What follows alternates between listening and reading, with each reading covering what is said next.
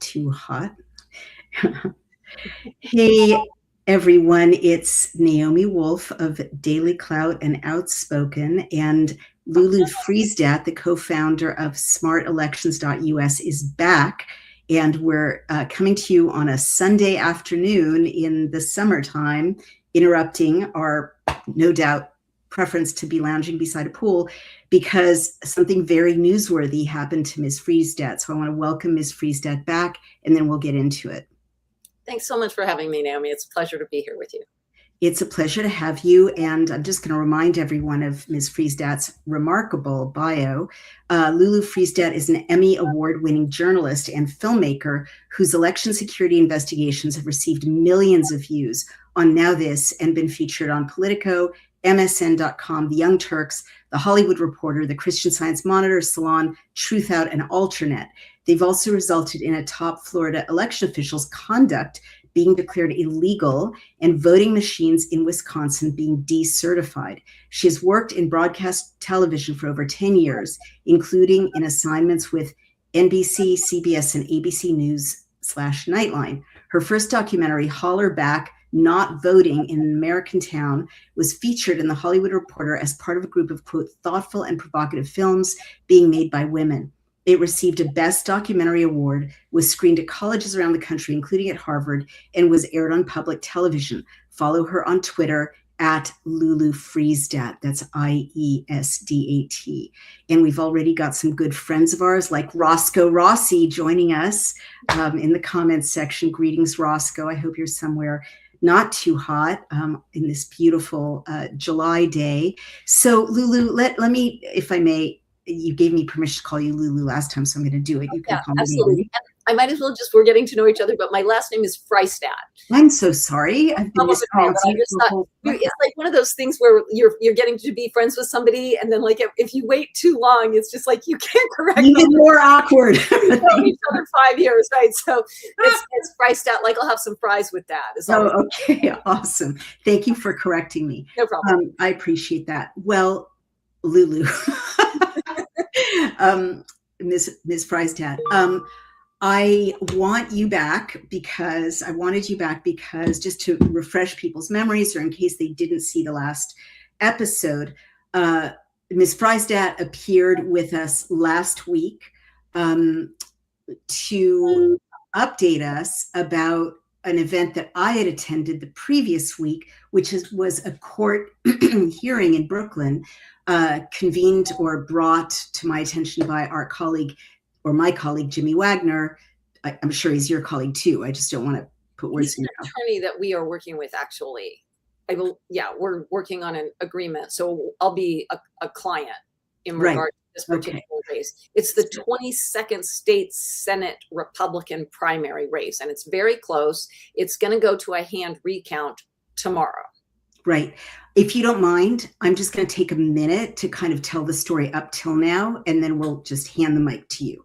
Okay? Yeah, absolutely. I promise. No problem. I just want people to know kind of contextually where we're at. What are we talking about? Thank you so much. So that was a shocker because the Board of Elections lawyer was trying to keep Ms. Friesdat as an observer as far away from overseeing the count of the New York City primary, which still isn't certified yet, you guys. Everyone's reported it as if it's done, but it's still being counted. And the judge, to his credit, said, no, she has to be 4 feet from the counting. And the counting takes place in a cage, like literally a cage in Brooklyn, overseen by the Board of Elections. So she had a court order. And since that happened, we interviewed her. The interview went up last Friday. I'm just going to tell you, at the same time, something dramatic happened to Ms. Friesdat last Friday that she'll tell you about at the cage. And also our site went down when we posted her interview, in which, among the incredibly newsworthy things she was saying, and she has tremendous credibility, she's an expert witness in other trials, she has this extraordinarily distinguished career. She is not a conspiracy theorist. She's a respected reporter and now election integrity, nonpartisan activist. she, to me, in a very newsworthy way, in our last interview, in court, right, attested to systematic ballot corruption in both the November election and this primary in New York City. So also on Friday, what happened to you, Ms. Friesdat, at the Board of Elections count in Brooklyn? So thank you so much, Naomi. We have been, as you said, systematically documenting violations at the Brooklyn Board of Elections really since 2021. I co-founded Smart Elections in 2019. And one of the things that we do is we do observation, election observation and verification. And we've actually developed this program over the years. We've done multiple beta projects where we send trained observers out into the elections to collect data to try to assess how reliable the elections are. And as I said, we started in Brooklyn in 2021. Mm-hmm. And one of the things, so we watched the actual polling place, we collect data from the polling place. One of the things that we like to compare is whether or not the number of ballots matches the number of voters who sign in. You always want that to be even, right? Each voter right. ballot. And what we found immediately was that was not always the case. In fact, in one of the first beta pilot programs that we started, we found a polling location that in Brooklyn that had 698 more ballots than voters who had signed in. That was the race with Mayor Eric Adams. So we almost immediately started finding very suspect data. And then I also started going down and observing the audit. I believe as early as 2022, I was observing the audit in Brooklyn, which is called Kings County. That's the county designation. And from the beginning, they have been in violation with the law, which who's they? The Brooklyn Board of Elections. Okay. Yeah, right. The Brooklyn Board of Elections tries to keep observers as far away as possible. They really just make it impossible for anybody to really meaningfully observe what's happening. We're observers. We come down there and we jump through all the legal hoops that we're required to. And in New York, you have to get a certificate from either a candidate, a political party, or a PAC. And we bring those certificates and we come down at the times that are designated for the audit. And basically, they just keep us as far away from the actual auditing as they possibly can. So I think I started out about 17 feet away, and then the guard sits right next to me, usually to make sure that I don't move or go anywhere. And then there is this cage, as you said, and we have photos, so hopefully maybe people can see that at some point. But it's a huge, tall chain link fence. And then there's also a huge fan blowing, either air conditioner or fan. So right there. So I can't see what's happening. I can't hear what's happening. Here you can see this is like through the fence that they are actually handling ballots. Wow. And so this has been going on. See them. I mean, you can't see the ballots. You look at those. Can you tell me the vote count? Who is the vote count for what candidate? Can you tell me the election? Absolutely not. And the way, I mean, look at this. I don't know if you can see what my cursor is doing, but this person counting the ballot is holding the ballots. Oh, it's really obnoxious, like a 7-year-old holding the ballots away from you. So you cannot see what's on the page that person is looking at. They do keep, I did notice that particular individual keeps the ballot envelopes face down, so that on the envelopes, they have big red numbers that have like the ED and the AD, but he was keeping them face down, so I couldn't see. So this is the setup that has been going on for years. And the New York law is pretty specific. It doesn't say like a specific amount of a specific distance, but it does say that observers are supposed to be able to go down and observe. And so what happened was we haven't been able to observe. We haven't been able to see or hear what's happening.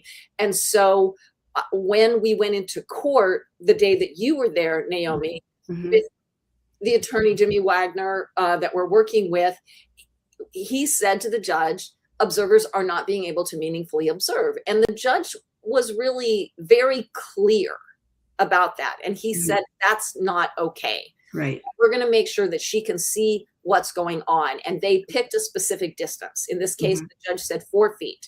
Observers have to be 4 feet from where the ballots are being counted. And he put that in writing. It's a judge's order. in writing. And so then that was on a Wednesday. And so then Thursday, that was July 1st. So then Thursday, July 2nd, we went back down there with our court order thinking that we would be able to watch, right? You get a court order, you're like, they're going to let you watch, but they didn't actually. So these pictures taken through the fence are still after we got the court order. So can I just ask you to pause there so that so I can go through these pictures and people can really absorb the illegality of what you're showing us. And again, I want to credit you for taking these pictures, because initially the Board of Elections told you that it's illegal, or that, that it's against their rules for you to record in any way what they're doing. Is that not correct? They do not want pictures to be taken. I mean, they have signs everywhere that there's no pictures, and they actually figured out that I was taking pictures. Two of the election workers noticed that I was taking a picture, and they reported it, and then they got really upset with me. I thought that perhaps they were going to throw me out, but they did not.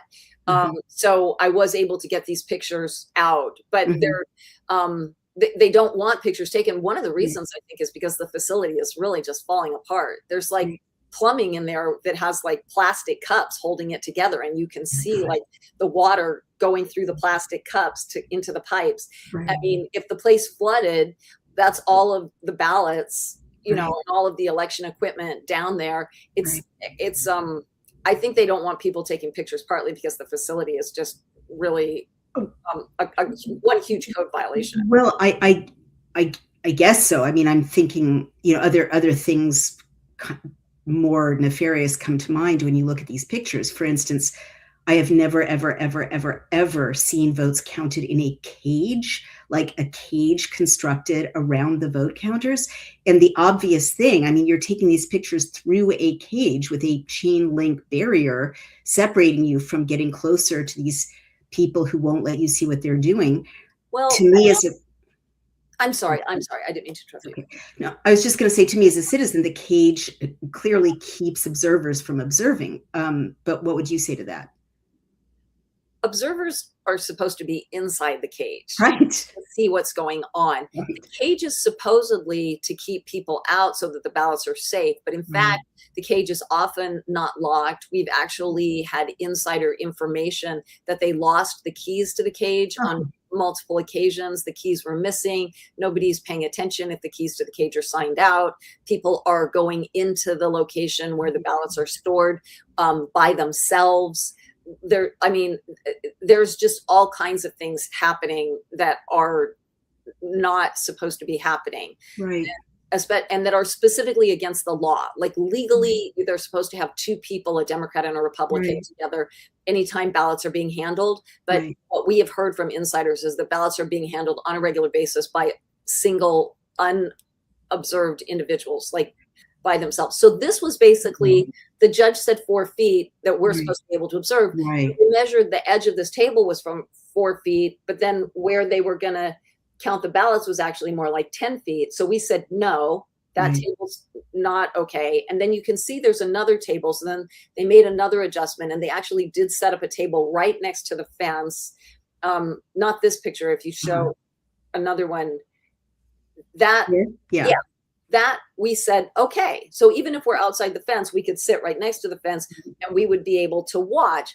But in fact, nothing happened at that table all day. They didn't have any ballots there. They continued to count ballots at the table where we couldn't see anything that was okay. So now I'm just going to ask you to pause for a minute, and so people can really absorb this picture that you're describing.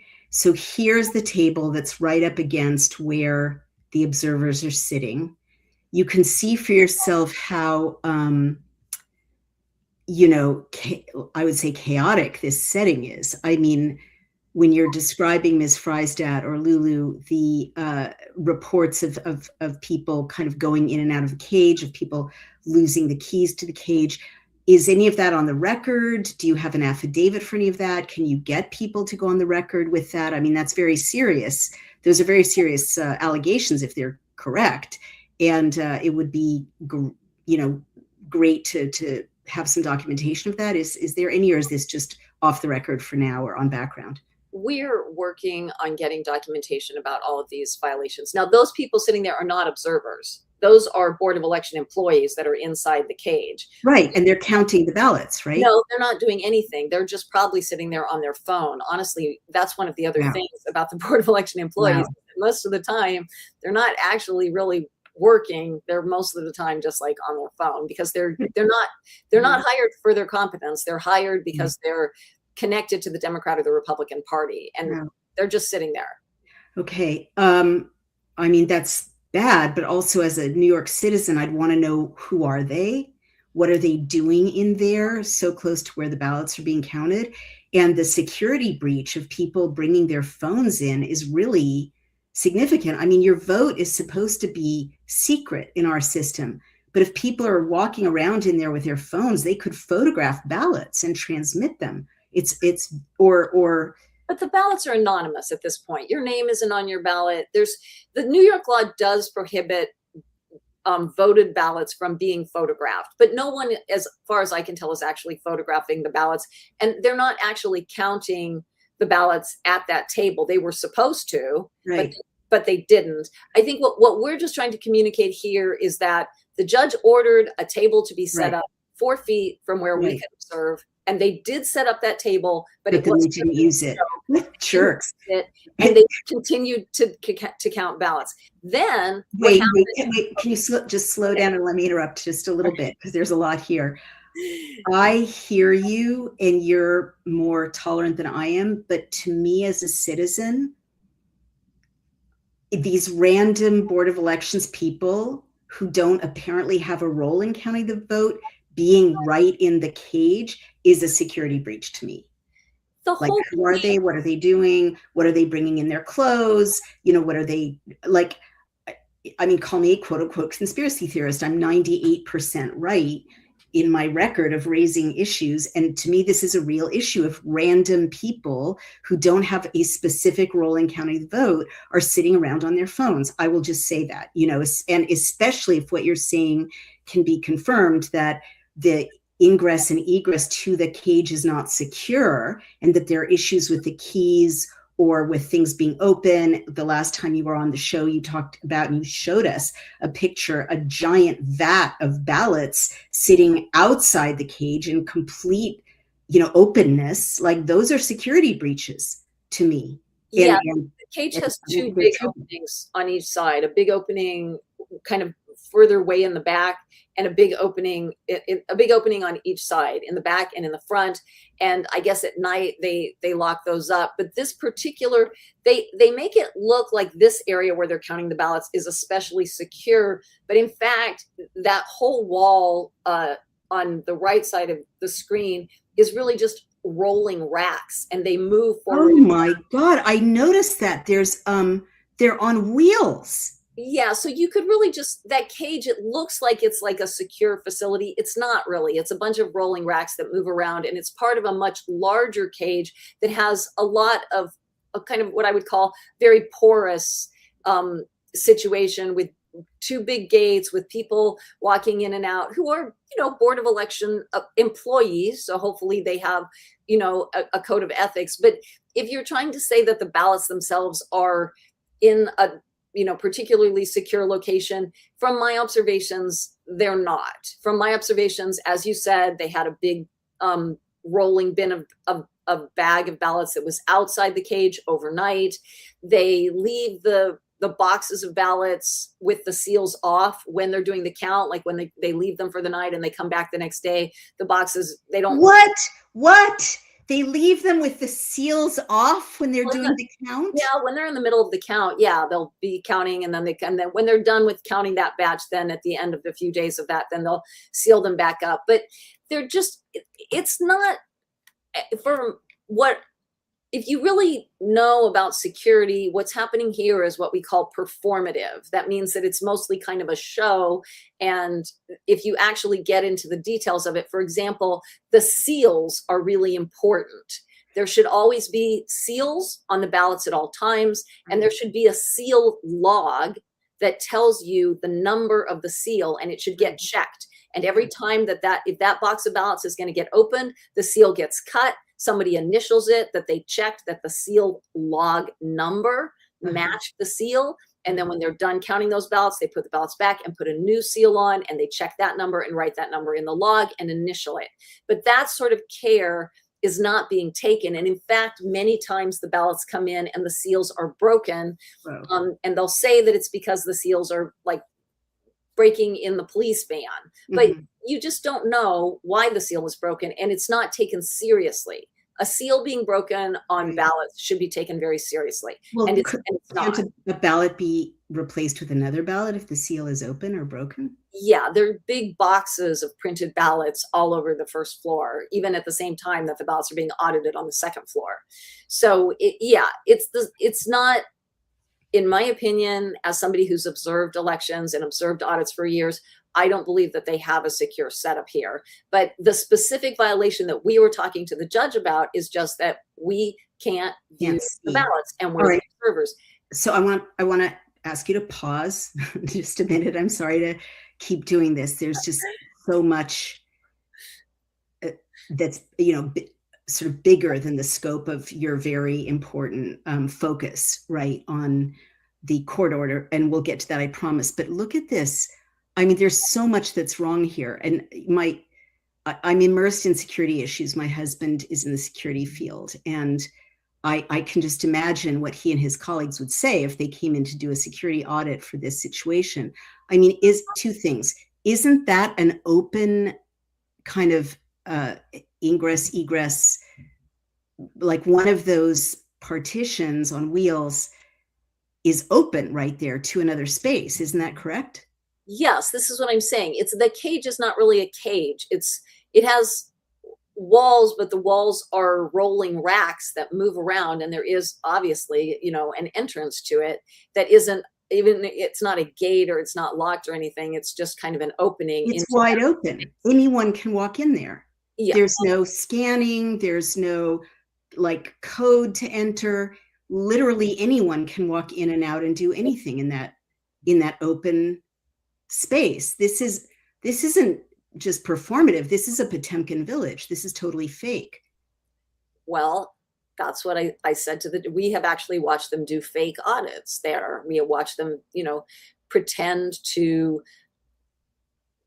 count the ballots by hand when in fact they were just copying the numbers from the voting machine results. So that's very important. And I suspect that your having said that in our last interview led to you being what happened to you last Friday, and also to our site going down. It certainly created a ripple of shock in the courtroom when you said it in the courtroom. And we'll get to that in just a minute. I don't mean to slow you down. I'm just looking at this dumbfounded. Who has access to the space beyond the cage there? I mean, I think that's very hard for us to know because we're not there after hours. So we don't really know what the conditions are like when they leave, who comes back. I don't think it's really possible for us to know what the overnight access is. I have been told from insiders that the cages are not being protected securely, and that the keys to the cages, at least the keys to one of the cages, was lost on a regular basis, and that there really was no security. I mean, where does that space, that open space beyond the cage where anyone can walk in and out, is there another exterior door beyond that? Yeah, there's a huge outer cage where, like you saw, where all the Board of Election employees were sitting, and where the chief usually sits. His desk is there, and he sits kind of in the middle of that cage. And then there's a whole nother kind of counting space behind this space where lots of Board of Elections employees come and do various tasks. I'm not really allowed to watch what happens over there very much. They keep me in one location. Right. I walk around, they yell at me. So it's hard. I don't know too much about that other space. Right.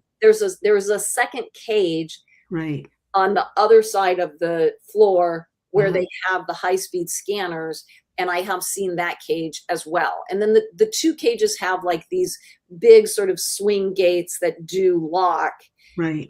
But as I said, we've heard that the keys to the cages were lost and that there's not much security around. Unbelievable. I mean, it certainly is going to warrant us looking at the plot or plan of that building to see if there's an exterior door, which there would have to be, right, for fire purposes, outside these cages that. Well, Mhm. this is where they count. This isn't where they store the ballots. So the ballots are stored in another room, but we have been told that that room also has people accessing it unsupervised on their own. So individuals will go in and out of the room where the ballots are kept, and that is specifically against New York law. New York law says that anytime you're handling ballots, there has to be a Democrat and a Republican present. You're never supposed to be handling ballots just with one person. Right.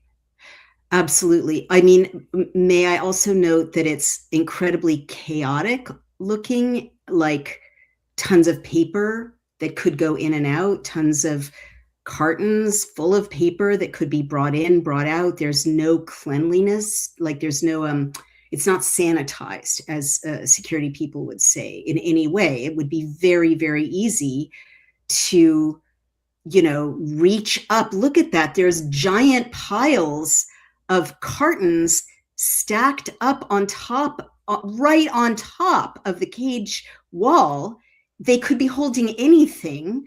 You could reach up and take down, if there's a carton full of replacement ballots, you could reach down and take down a carton of replacement ballots. There's no reason for giant cardboard cartons full of God knows what to be within reaching distance of everyone inside the cage. And the last thing I'm going to say is, and this is really just from a security perspective, that it's not secure all the way up to the ceiling. People could, I don't know if there are security cameras, but people could, climb right over with a ladder, right?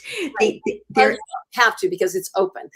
Right, you don't have to because it's open. Exactly. This is the least secure thing I've ever seen. This is absolute performative nonsense. All right, let's like, when I was a child, I had a pet rat and his cage was more secure than this. They do have security cameras. So there are security cameras there. I'm not exactly sure what areas are covered by the security cameras.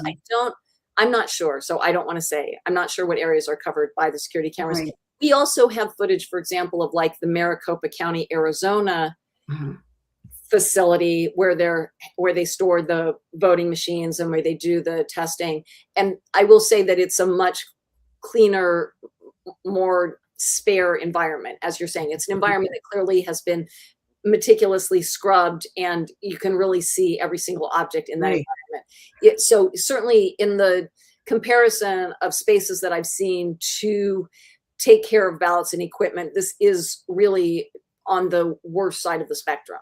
It's absolutely chaotic. And may I also note, it seems like they've got a printer in there.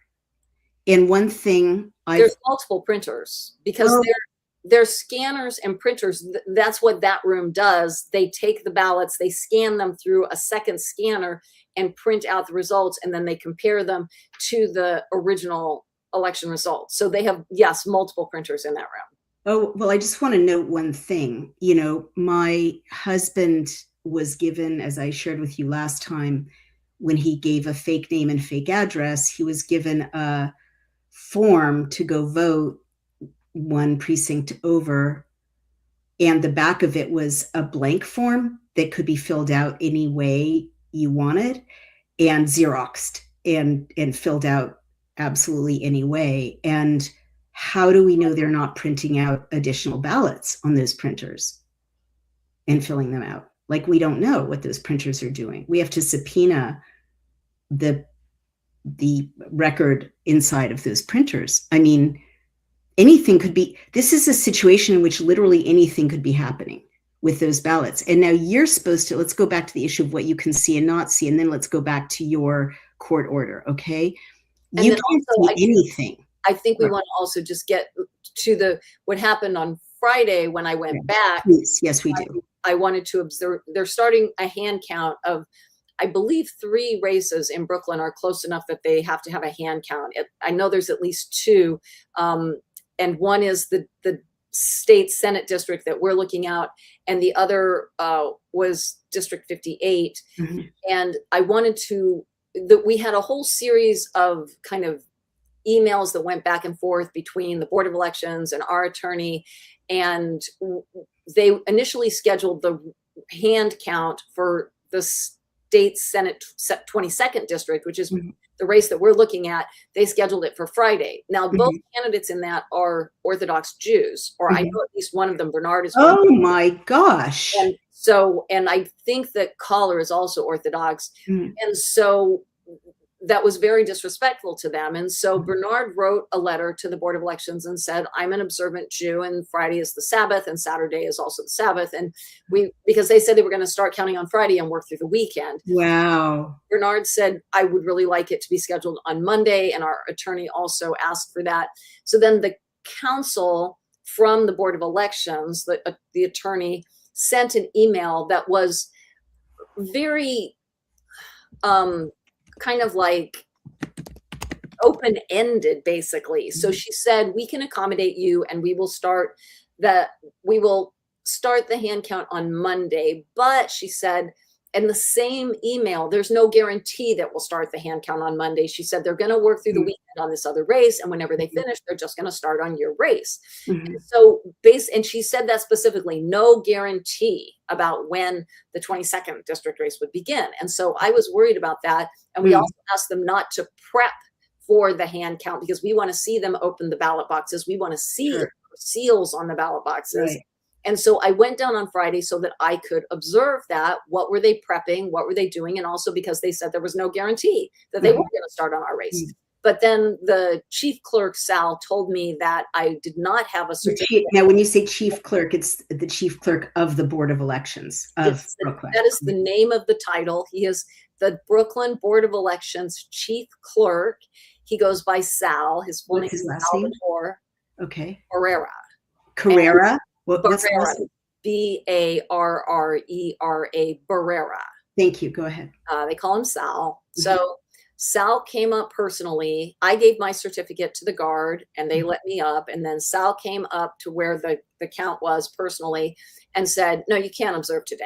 And I said, why not? And he said, well, you don't have a certificate for this race, so we're not going to let you observe unless you have a certificate for this race, which was like District 58. So I do have a certificate from a state comptroller candidate, which should allow me to observe any count in the state, because the comptroller is on every single ballot in the state. So I gave them the state comptroller certificate, and he said, no, this isn't any good. We're only looking at the District 58 race, and so you can't observe today. And I said, okay, can I record you saying that? And he said, no, security, show her out, please. And so he had the guards show me out. So they're hostile, they're obstructionist.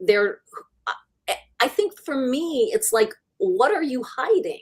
The more that they behave that way, the more that they take a legitimate observer and refuse to let them observe, the more suspicious people become.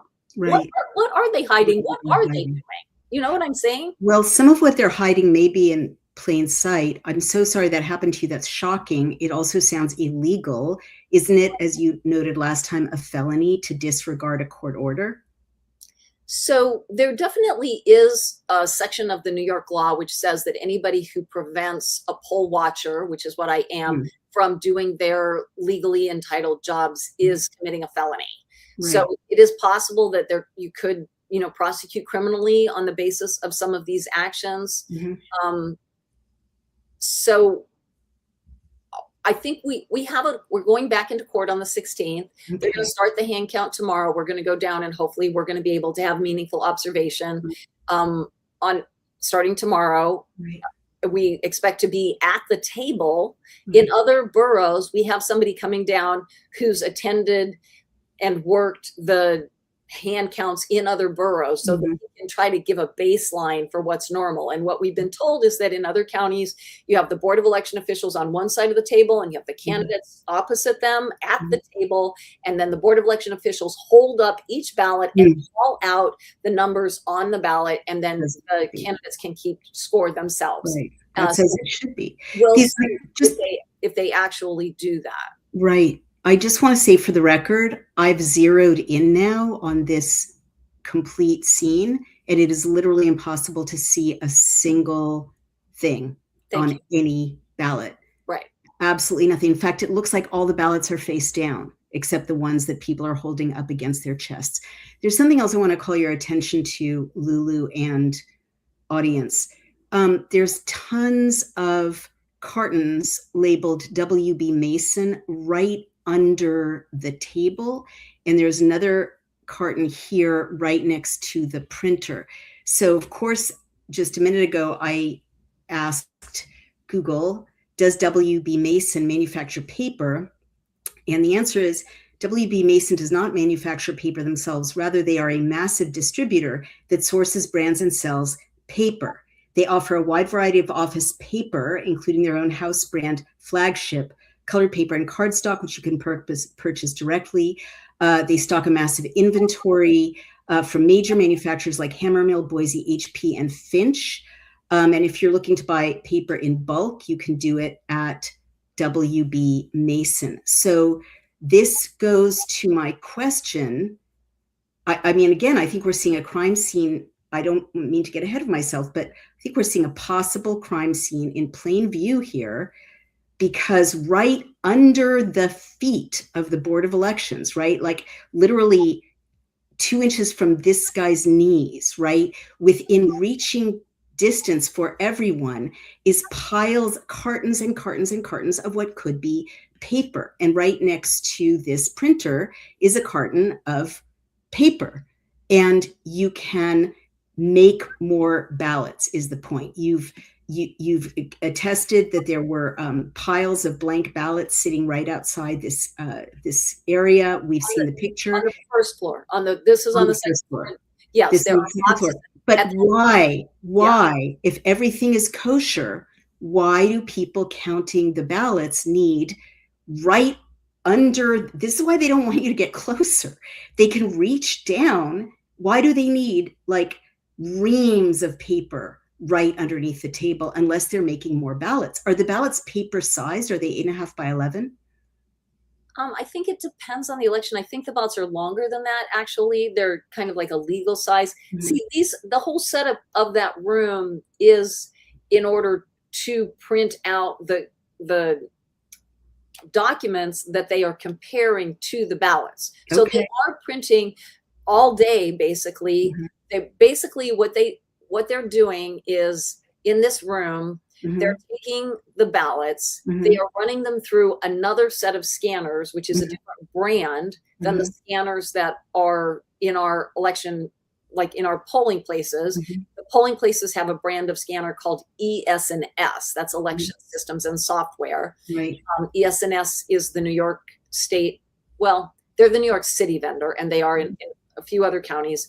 And then the audit vendor is called Clear Ballot. Mm-hmm. And so they have about 4 clear ballot scanners there. Mm-hmm. They run the ballots through the clear ballot scanners. Mm-hmm. Clear ballot scanner, it counts them and mm-hmm. it puts out a report. And the report has all of the candidates and how many votes that the scanner has tabulated for each mm-hmm. candidate. And then they take that report and they're supposed to compare it to the ES&S results. And they're supposed to make like a check mark showing that they did the comparison. But remember, we showed you in court that many times that those documents that are supposed to have a check mark next to them showing that they were checked have been blank, pages and pages and pages of blank paper. But they are, that is why they are printing, because they're running the ballots through the scanner and they're printing the results from that scanner. Okay, fair enough. And I see some more reams of paper right here behind this woman in the green t-shirt. I guess what I just want to rule out is I also see that the ballots or the documents that they're looking at seem to be 8.5 by 11. So I just want to make sure that there's no crossover that's possible there. And I want to know what's in these boxes that can just be reached up and utilized. Like, why are there boxes within the cage? You know what, like this is the least sanitary system I've ever seen. Okay, so you were... That's a fair point, what you're saying, Naomi, which is just that the setup is very sloppy. it has not been sanitized, as you say, in order to really protect every aspect of the count. So if you really wanted to do this carefully, you would have basically a bare room with a table and chairs that was open to the public to watch, where the counters would do their counting. And then you would have a separate room where you have the paper and the scanners, and that's printed out. And then you would bring into the sanitized room the results that could then be compared to the ballots. And you would have all of this clutter and stuff, you know, in maybe another room. So yeah, it is very sloppy. It is not secure, and it is not set up in a way that would inspire confidence. That is absolutely correct. I just want to thank you for confirming my disorienting sense of this being wholly wrong. Look at how many giant boxes are within reach. 1, 2, 3, 4, 5, 6, 7, 8, 9, 10, 11, within reach of anyone inside that room. For what reason, it's unclear, but anything could be in those boxes. And now I want to call everyone's attention to this. This is the fake table that was set up in response to the court order. So that's actually the one that's still too far away. That's not, that one is still 10 feet away from where we would be. There was, but they were kind of pretending, oh, well, we'll do it. We'll set up this table and you'll be 4 feet from one edge. Oh God. But in fact, they didn't use that table to count. Is that not correct? They didn't use that one to count. They set up, so that's one. Then here, we said no to that setup. We said, no, that's not what the judge ordered. And so then they said, okay, we'll set up this table right next to the fence. And believe me, it wasn't easy to get them to do that. There was a lot of just back and forth and back and forth. The first thing they said was, well, that court order is not for all the ballots. It's only for the ballots in the 22nd state Senate district. So we don't actually have to follow that for any other count, which is ridiculous. The judge is saying they're supposed to be able to meaningfully observe in any, in any situation. But anyway, we're just like back and forth. They're so like obstructionist and hostile. And eventually we got them to set up that table where we would be able to see. And then they didn't use it. They didn't. And now are you saying that they went ahead and counted after the court order this far away from where you're? Yeah. They set up that other table and then they just continued to count over here where they always count. And then where literally you can't see anything. There is no way meaningfully to observe anything here. No, and then the things that they're saying are just ridiculous. So then I think one of the staff said, well, we're not counting, the machine is counting. Oh, for God's sake. And so we're not actually counting ballots, but they're comparing. That's what the audit is about. And then they said, well, you can see. And we said, no, we can't see. And then they said, well, why do you want to see? Which is no. Yes. Who said that to you?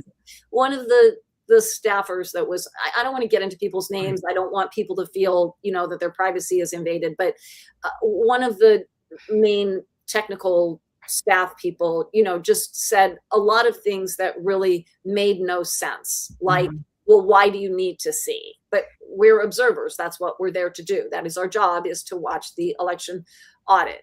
So that's why we need to see.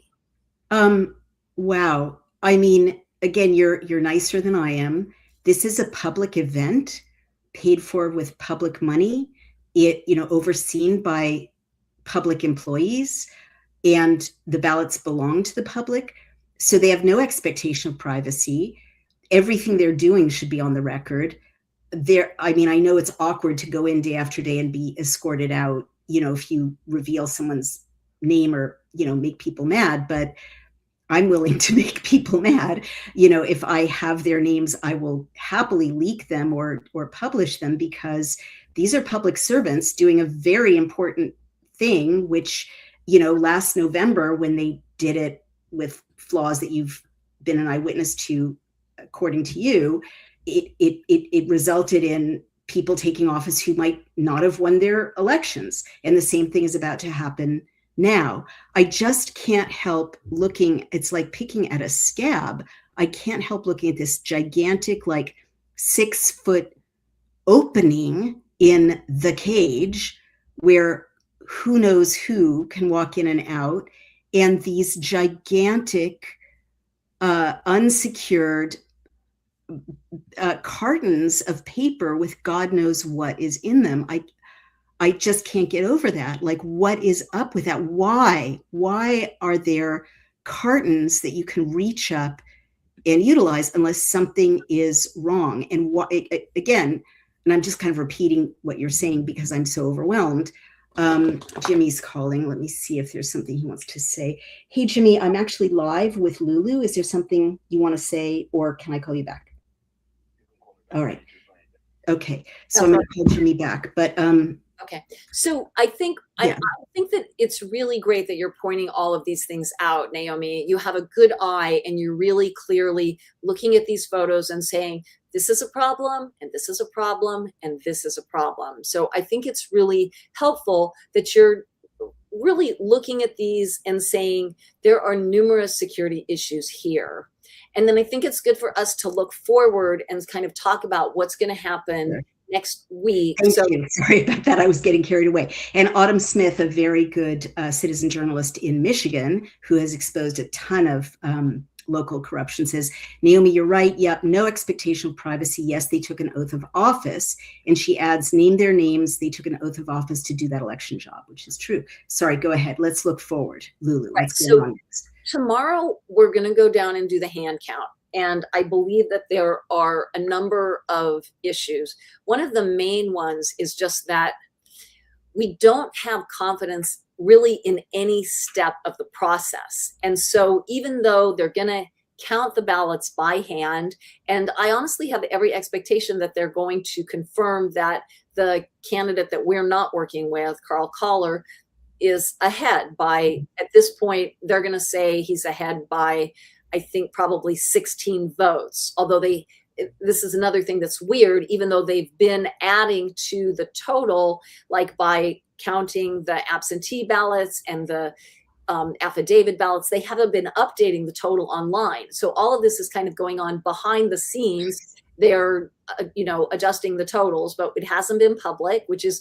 really problematic. They should be committing every step. They should count the absentee ballots and then they should post that publicly. They should count the affidavit ballots and post that publicly, but they're not doing that. So right now, officially, I believe that Carl Collar is 7 votes ahead. We're going to go into the hand count. We're going to go through and we're going to count all those ballots. But it's really, and then we're going to have a new total that's going to say at the end of that hand count which candidate has technically won the race. Mm-hmm. But our concern is that we have really at this point very little confidence that those ballots necessarily reflect the accurate ballots that voters actually cast. Because as you pointed out, there really has been very little chain of custody. We know that people are going in and out of the ballot room unsupervised. We know that seals are being broken. Maybe they're being broken in the police van just from the ballots being knocked, the boxes being jostled around, or maybe they're being cut.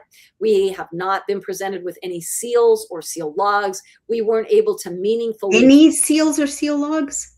No seals or seal logs you've been presented with? I haven't seen them. I mean, they have not given us any seal logs, no. So these are the types of documents that would give us some confidence that the ballots are, that the ballots are authentic, that the count is correct. But I think since we don't have any of that, no matter what happens at the hand count, we will continue to have concerns about whether or not this race is a valid representation of what the voters want. So we, as I said, we have a court date on Thursday, and depending on what happens in the hand count, we'll be, reviewing that information with the judge. Mm-hmm. Will you have the right, or you and your attorney, Jimmy Wagner, and the candidate's attorney, Jimmy Wagner, will you have the opportunity to look at the ballots that the Board of Elections claims are the ones that are tipping the victory to the opposition of your candidate? Or, I'm sorry, Jimmy's candidate? Yeah, I think that remains to be seen. We're going to go in there on Monday, and I described to you what the count is like in other counties. The candidates and their team sit at the table across from the Board of Election Employees. The Board of Election Employees hold up each ballot, call it out verbally. Everyone can keep score. If that's the case, we'll at least be able to have a good sense of what do those ballots say? Those ballots that they claim are the authentic ballots, what do they say? And Right. then once we find that out, we'll have to make a decision about whether or not we need to pursue any further legal action based Right. on all of the other circumstantial the other circumstances that indicate that there have been major problems with the election. Wow. And on Thursday, are you going before the same judge that issued the court order saying that you need to have meaningful oversight 4 feet away?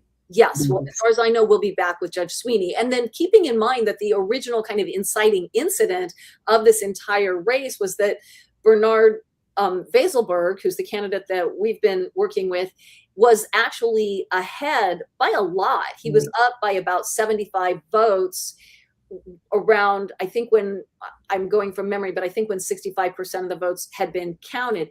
And this is a small election, so there's approximately 500 ballots for each candidate. So you're talking about, maybe 15% of the race, a margin of victory of about 15% of the of his votes. He was up, and then somehow in just those last ballots that came in, all of a sudden he was down.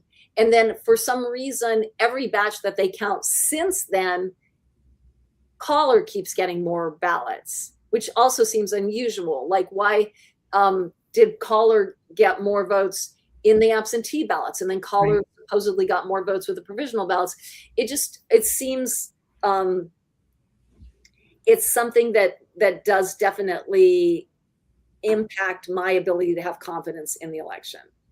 Every stage of it, the way the votes came in, the way the ballots are being counted, the board's own behavior, which just makes you more suspicious because they won't let people watch what's going on. The fact that we can see all of the poor security surrounding the ballots, the fact that they're violating the judge's order, like all of it together just makes you question the election. Absolutely. To say the least. Well, how do you think Judge Sweeney will react when he sees, which I hope he will, these photographs showing that his court order was completely treated like it was toilet paper? I don't know. I know that Jimmy sent him the photographs, but the photos that I saw, they were black and white copies. You couldn't tell anything from those. I think that the judge needs to be presented with color, clear photos like these ones that you've seen, where he could see clearly, here's the table they set up. That met your court order. They did not use that table. Here's the table that they counted. The next time we came back to observe, we were not allowed to observe, and we actually were removed from the audit, like from that hand count. Like they're not being transparent, and I don't believe that they are following the judge's order. And we'll see what he says. If he holds them in contempt of court, I don't know what his response will be. That would be, I think maybe ultimately we believe that they need some sort of court-appointed monitor at the Brooklyn Board of Elections, and they need that type of supervision. I mean, again, to say the least, I think, this is a flawed election. It needs to be thrown out and it's from the beginning. Maybe just give the voters a new chance and actually try to handle the ballots correctly. We believe the Brooklyn Board of Elections needs something like a special master appointed. Right, but that's very vulnerable. Like one person, that's one point of failure. Like, well, if it's overseen by the court and the court is checking in and saying, checking in on a regular basis with observers or with members of the community, these are the guidelines that are being set down. Really, at this point, there are reasonably good laws on the books in New York. At this point, we're just asking them to follow the law that exists. Right. And Autumn Smith says Judge Sweeney needs to start holding people in contempt, and these damn sheriffs need to start arresting people. And she says a writ of mandamus needs to be issued, forcing them to do their job lawfully and legally and to follow the judge's order. And she says, and I think she's right, you need to write a signed sworn affidavit about what you witnessed, get it notarized, and serve the city clerk, election clerks, county clerk, attorney general, county sheriff, and local police chief. She did that. So that's your homework, Lulu. I think that Jimmy is working on an affidavit with us. Okay, I'm glad to hear that. I mean, you guys are real fighters, and I'm beyond shocked about what you've shown us today. One last question for you, and then we can talk about how people can support you, which is so important. But were your rights violated when you were ushered out so you couldn't do your job?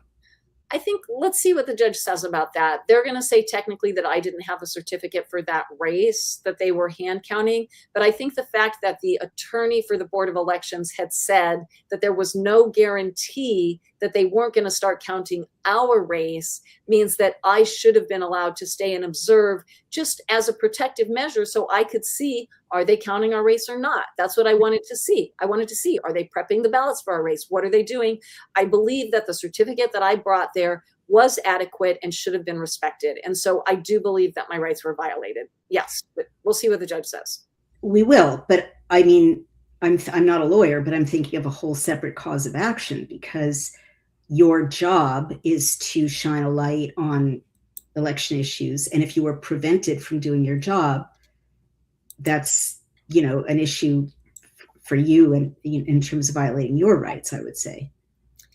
I think I think I'll concentrate on, this particular case and see what we're hoping is that if we do get into court on this case, that we'll be able to really bring to the front numerous other violations that we've seen in the Brooklyn Board of Elections and the Manhattan Board of Elections. These are, and even in the Bronx, we had an observer in the Bronx who had just ridiculous response when he went up there with a certificate, and they literally said, define an audit. Oh my God. He's there as an observer, like, you're the Brooklyn, that was in the Bronx Board of Elections, define an audit. Like, do you not know what the audit is? Like, so I need to interview that person, get that person. But I just do want to take a minute, if you don't mind. I want to show people our website. It is smartelections.us. We would really, really be grateful for any donation that you would be able to make to support our work. We are actually trying to raise $500,000 right now, because the work that we're doing here in New York, we are also doing across the entire country. We have a program, it's called Count the Vote, and we are training observers to do this very type of work. And we now have observers in 47 states, and we have, I believe, over 900 volunteers. And we are going to be, especially in those competitive races in the midterms, but we need resources. We need to have people who can really read through the reports, make sure that we can get it to people like Naomi, who can take action on it and get the public better informed. And if we need to go into court, we of course need legal fees. So we've raised over $90,000 at this point. And we welcome any financial support that you're able to give us. If you go to smartelections.us and click on donate, it is tax deductible, and we are tremendously, tremendously grateful for any support. Thank you. I'm going to second what Ms. Friesdat just said. You guys, just like I'm always saying, you get the journalism that you pay for, you get the democracy that you support as well. There are not that many people who are out on the front lines like Ms. Friesdat and her colleagues and her 900 volunteers. There are not that many people who are willing to go through the painful, depressing, laborious, nerdy work of trying to watch the vote, acquainting themselves with the law locally, as well as, locally across the country, as well as here in Brooklyn. And you're not doing it, but she's doing it for you. So literally $5, $10, $5,000, whatever you can afford, it's now or never, you guys. And the 10 million inhabitants of New York, your future is getting hijacked. You saw it. She showed you the receipts. She took those pictures at some risk to herself. She was hustled out. Today it was her being escorted out. Tomorrow, God knows, she's really putting herself on the line. And you have to support her. I'm just going to say it right now. You've got to help her reach that $500,000 mark, or whatever you can help her do, because I can tell you from experience, lawyers are expensive. Fighting this kind of fight is expensive. And she needs other people who recognize how valuable this work is to support her. I couldn't interview her right now if other people hadn't supported her to this point, so that she can do this work day by day. So you guys, it's on you. Go to smartelections.us, dig as deep as you can to support Lulu Friesdat and her colleagues. Anything else you want to say before I will say goodbye to you and thank our sponsors? Yes, thank you so much. Really appreciate all of the hard work that you're doing. It's really inspiring. We appreciate it. I do want people to know that we're nonpartisan. We're really getting in there and trying to represent the election, not a particular candidate or a particular side. We work with people across the political spectrum, and we really try to be fair. We're interested in fair, accurate, accessible elections. And thank you so much. I know that that's what you want too, Naomi. Absolutely. Yeah. Thank heavens for people like you, real patriot. Thank you so much, Lulu Friesdat of smartelections.us. I'm going to say goodbye now and thank our sponsors. Bye-bye. Oh my gosh, you guys, very interesting, very low audience count right now compared to our usual viewership. So I don't know if it's shadow banning. I don't know if no one's interested in the hijacking of America's Greatest Cities primary, but it's up to you to share this incredibly important video. Share it, especially in New York. Share it with your elected officials, especially in New York. Well, your elected officials aren't going to be much help in New York. So share it with your senators, share it with your members of Congress, share it on alternative media, share it on social media. I just really need your help, you guys. And also, we want to thank our sponsors who make reporting like this possible. Something I think about as I have these conversations is that we all know that our institutions are corrupt and our economy is corrupt.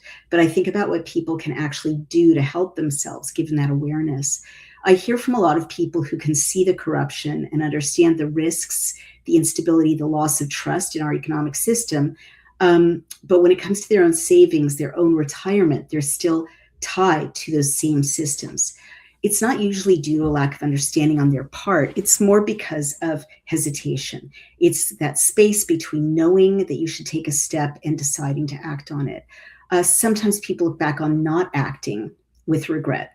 What I'm noticing is that people are starting to shift their thinking away from trying to predict every investment outcome and more toward asking, how exposed am I? And for many people, that leads them to explore ways of putting a portion of their savings outside the traditional financial system, including in assets such as physical gold. I've been speaking with Augusta Precious Metals about this, and I appreciate that they approach this from an educational perspective. They take the time to walk people through how investing in gold works, what to consider, and whether it even makes sense for your situation, and without adding any pressure. If you want to look into this issue more carefully, you can go to dailycloutgold.com or text clout to 35052 and ask for Augusta's free information kit. It's a way to understand your options more clearly so that when you do make a decision, it's from a place of awareness rather than hesitation. Also, independent journalists are reporting on energy lockdowns starting to take place in the EU and Australia. The official narrative is that this is due to the Iran war and reduced oil supplies. Also, the FBI is investigating potential sleeper cells in the US, even alleged plots targeting major cities and public events. Americans are raising real concerns. Could this situation escalate and disrupt everyday life, even access to basic medications? We've already seen how fragile supply chains can be during COVID, and oil is the backbone of everything we use and consume every day. When conflict hits, 80% of the medications America sources from overseas can become scarce very quickly. And that's why being prepared with a medical emergency kit really matters. The wellness company offers a doctor-prescribed kit with 8 core medications that every American should have on hand, including antibiotics, ivermectin, and more, delivered directly to your door. It's designed to help treat common conditions such as UTIs, pneumonia, strep throat, and 25 other conditions. If you're concerned about expiration dates, Google this military study, and you'll learn something new about the scam of some expiration dates. PMC 7040264. You can't buy this kit at a pharmacy. You purchase your kit fully digitally. Just fill out a medical questionnaire, a licensed doctor reviews it, and fills the prescriptions. While headlines can be confusing during times of international conflict, you will get incredible reassurance having this kit in your home. Brian and I are so relieved that we've invested in our TWC medical kit. And even when times are not stressful, the most likely emergencies are often the everyday situations that now Americans can take for granted because they are prepared. So head over to dailycloudhealth.com and use code DAILYCLOUT to save up to $30 off and get free shipping. Kits are available to U.S. residents only. Again, that's dailyclouthealth.com and use code DAILYCLOUT. You'll get $30 off and free shipping. And I can't stress enough how much money we've saved from not having to go to doctors and, pay for a doctor's visit every time there's a UTI, an infected cut, minor thing that we want to treat at home. We've saved hundreds and hundreds of dollars. Thank you guys. I love you. And remember, just as with smartelections.us, if these conversations are important to you, useful to you, I need your donations. My team needs your donations. So go to Substack and subscribe to Outspoken. It's $70 a month. It makes all the difference in keeping our doors open. And you can go over to Daily Cloud and subscribe there. It's, I think, $6 or $7 a month. And you can also make a one-time donation. Again, you get the journalism you support, and we really need your support over at Daily Cloud. We've broken story after story with a tiny team of very talented people. But there are, costs involved: hosting, editing, publishing, social media management, and we can't operate without you. So thank you for helping us break this incredibly huge story. But please do subscribe and donate to Daily Cloud and to Outspoken on Substack. I love you guys to bits. I'll see you next time.